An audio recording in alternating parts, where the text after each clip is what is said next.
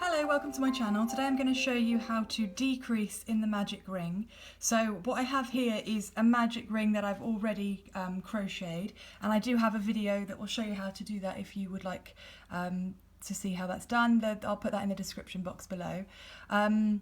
I also already have a video that shows you how to increase in the magic rings. I thought I would do one that shows you how to decrease. So you're going to need your crochet hook, of course, that corresponds to the yarn that you're using. So I'm just going to rejoin my hook with the to the magic ring, to my stitches here, and then all you do for a decrease is you put your hook into the next stitch as you normally would. You pull up a bit of yarn, all as normal. So there you are, you've got your 2 loops on the hook. So where normally you would then yarn over and pull through to make a single crochet, in this case you keep those 2 loops on your hook there, and you just go back into the, sorry, not back, but you go into the next stitch, pull up some more yarn, and then you have 3 loops on your hook. This feels a bit strange at first if you haven't done a decrease before, but you do get used to it. And then what you do is you just yarn over and you pull through all 3 from your hook. So what that has done is it's turned 2 stitches, if we look at the top, into just 1 stitch. Okay? So we're going to do that again. I'll do that a bit slower this time. So you go into the next stitch, pull up some yarn as you normally would, two loops on your hook, go into the next stitch, pull up some yarn, 3 loops on your hook, and then you're going to yarn over and pull through all 3 loops. So 2 stitches have once again become 1, so you've decreased the amount of stitches that you have. This is really good if you're making an amigurumi and you're closing it up, or if you want to change the shape of the amigurumi. So let's say this was a head of a doll or something, and I wanted to gradually close it up to make the neck. This is the kind of technique that you would use. Okay, let's do that a couple more times, nice and slowly for you. Let's get some more yarn. So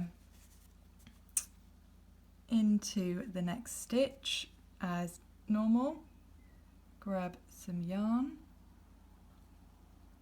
2 loops on your hook, back in, sorry, I keep saying that, into the next stitch, yarn over, 3 loops on the hook, yarn over again, pull through all 3.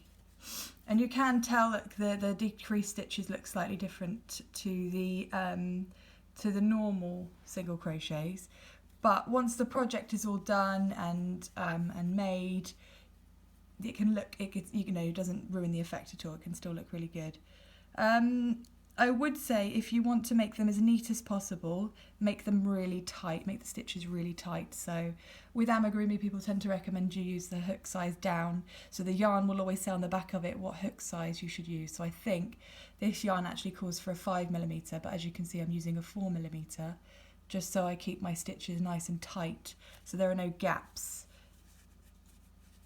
When you put your stuffing in, you don't want to see, if you're making toys for example, you don't want to see the stuffing through the gaps.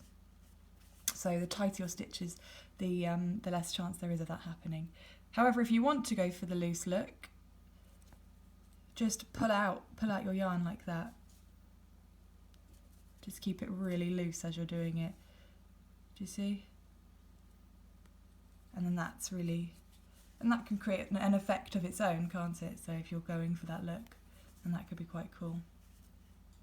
Okay, so I'll do that once more, just nice and slowly again, but of course you can always rewind the video and watch this again until you've nailed it.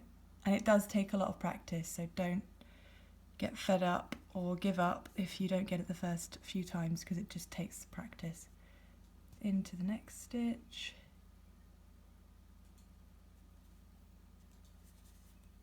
And pull through all 3.